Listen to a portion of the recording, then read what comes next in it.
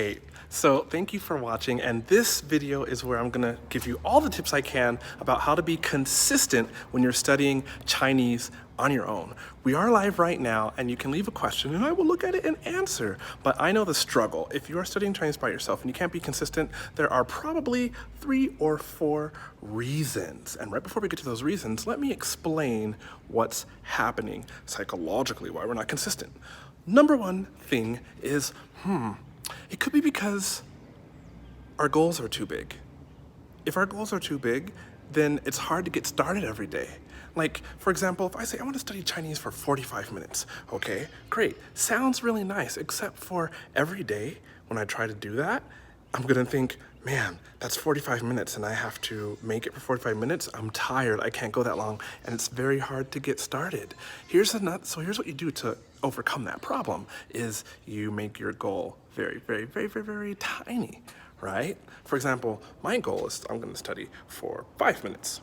Easy, any day, no matter how I feel, if my boss was mean to me at work, if I had a really hard time at school, if, I don't know, I fought with somebody in my family, or I can still get 5 minutes of study done. Like this video if it's helping you. Here's something else that keeps us from being consistent. When we don't allow leeway into our schedule. For example, we set these super lofty goals like, okay, I want to, I don't know, study for 30 days in a row.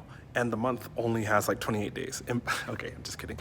But you know what I mean. 30 days in a row. You mess up one day and your mind starts to just beat you up and say, look, you weren't consistent this time. Last year you messed up many times.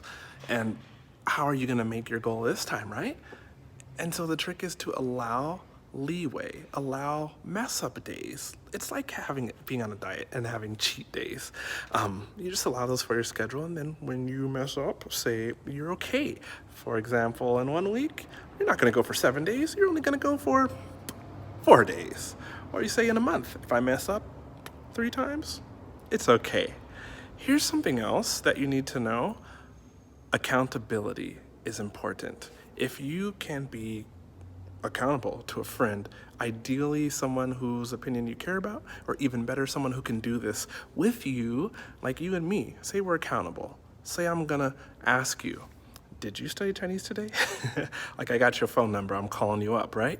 You're more likely to find time to do it because you don't want me to call you up and you have to say, no, I didn't do it today, right? But we can be accountable in a very positive way, and you and a friend, or maybe 2 friends, can actually get to your goal and feel happy about it and celebrate when you guys, or one of you girls, achieves what you're trying to achieve. And these are the kind of things that I do and I set up for you inside of my DIY Chinese challenge. Hopefully you're not the kind of person that goes to a doctor and is like, my stomach's been hurting for like 14 days. And the doctor's like, I can help you. And you're like, are you gonna try to sell me something? My DIY Chinese challenge, it's not free.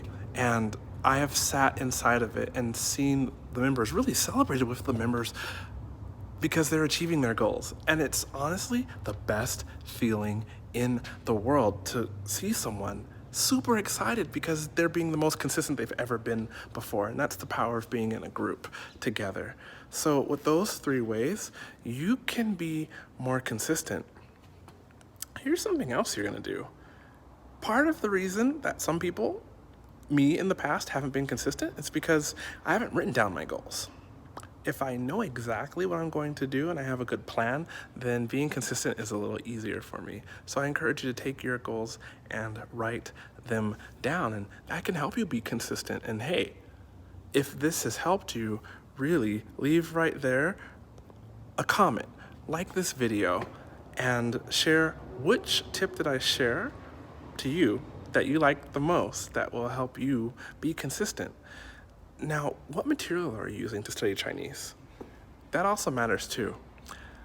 If you have a book, the book has structure. You can break that book down into bite-sized chunks. If you're just listening to podcasts, well, the schedule of podcasts, like when they come out, that can help you be consistent. But if you're simply watching different YouTube channels to learn Chinese or different Instagram accounts to learn Chinese, you would need to make a more consistent plan to help you go step by step along the way. You can take one of those tips and combine it with another tip, and your chances of being consistent are way better. So tap or click the screen right there for another video about how to achieve your Chinese goals, and I wish you the best. Don't give up, stay positive, reach out if you need anything in the comments, and the DIY Chinese Challenge is open for registration right now. Link is below. If well, you're not watching live and the DIY challenge is the DIY Chinese Challenge is closed, then just sign up for the wait list. That's where the link will take you, and as soon as it opens again later on in the future, thank you, Jeremy, you will know. Stay positive, okay? You can get to your Chinese goals. See you later. Bye. Oh, look, it's not even going off. Hit the X again. And now we're